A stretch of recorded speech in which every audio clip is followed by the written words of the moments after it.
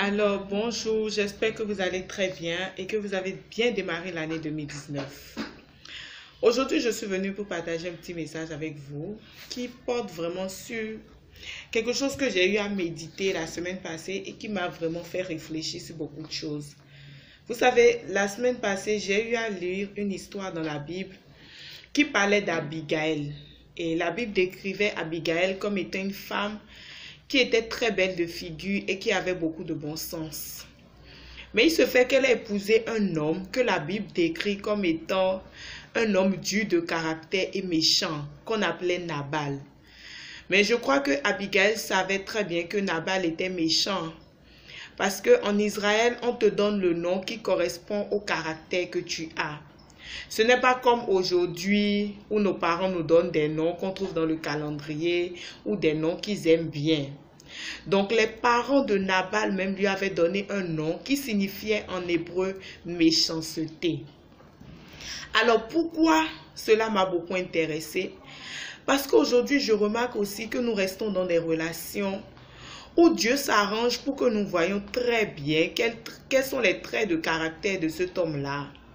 Des relations où, lorsque nous sommes juste en couple simplement, l'homme déjà nous manque de respect, ou il nous dévalorise, ou soit il nous traite très mal, ou nous voyons très bien que c'est quelqu'un, lorsqu'il a l'argent, franchement, il ne sait pas gérer. Un tas de choses où nous sommes censés voir très bien que cette personne dans le mariage nous fera souffrir, ou cette personne dans le mariage fera souffrir nos enfants. Mais nous restons dans de telles relations parce que parfois nous avons vraiment peur de nous retrouver célibataires ou de vivre dans la solitude. Mais si tu n'as pas trouvé, tu n'as pas trouvé. Tu ne restes pas dans une relation parce que tout le monde autour de toi se marie et toi aussi tu as envie de te marier. Si vous avez bien remarqué aujourd'hui, nous faisons vraiment tout pour sauver les apparences. Ce qui fait qu'aujourd'hui, tu peux rencontrer une personne qui te dit que franchement, elle vit dans la meilleure des relations et tout. Mais tu ne sais pas si son mari là-bas, si tu cherches bien, tu ne sais pas ce qui se passe dans son foyer. Tu ne sais pas si elle pleure tous les jours. Donc, tu ne peux pas construire ta vie en te demandant vraiment qu'est-ce que les autres disent ou en faisant les choses parce que tout le monde fait.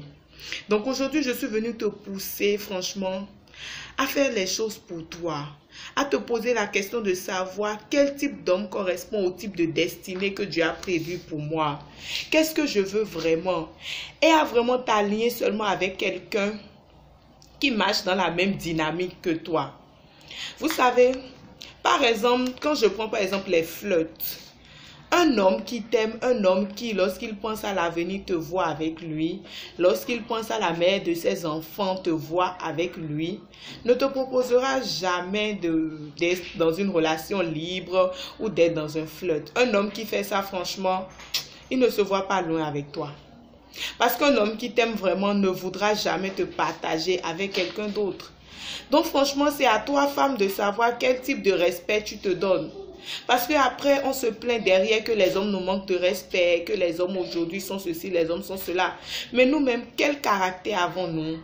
Est-ce que nous avons le caractère qui fait qu'on impose le respect partout où on passe? Il y a eu une époque vraiment où moi-même je tolérais les flirts, j'aimais les relations libres. Mais c'est vraiment une époque où moi-même je ne savais même pas qui j'étais. Du coup, je pouvais vraiment tolérer quelqu'un qui ne me donnait pas trop d'importance, ne me donnait pas vraiment toute la valeur que je mérite. Mais aujourd'hui, c'est quelque chose, par exemple, que je ne peux plus traverser, ou c'est quelque chose même qu'on ne peut même plus me proposer. Donc franchement, je vous invite à revoir vos priorités.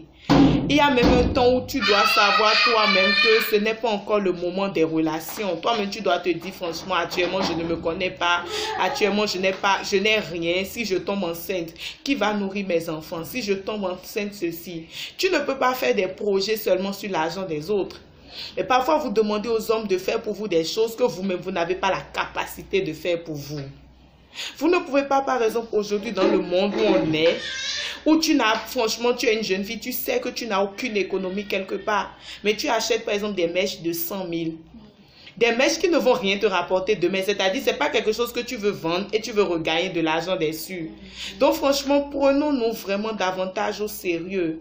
Sinon, nous allons nous dire que 2019 sera une année puissante et tout, mais ce ne sera que des slogans.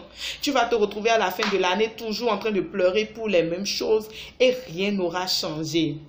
Aussi, je termine en disant, on ne reste pas dans une relation avec quelqu'un qui ne te correspond plus parce que tout le monde est au courant de la relation ou parce que tout le monde sait déjà que franchement vous deux on vous voit au mariage et tout. Si tu te rends compte en chemin de route que ce n'est pas la bonne personne, il faut partir. Parce que tu sais, tout le monde ne sera pas dans le foyer avec toi. Et il vaut mieux briser 10 000 fiançailles plutôt que de briser un seul mariage. Alors, c'était Queen Albi pour vous édifier et pour vous pousser à être de meilleures personnes afin que le monde puisse vraiment s'en trouver mieux. Allez, bisous!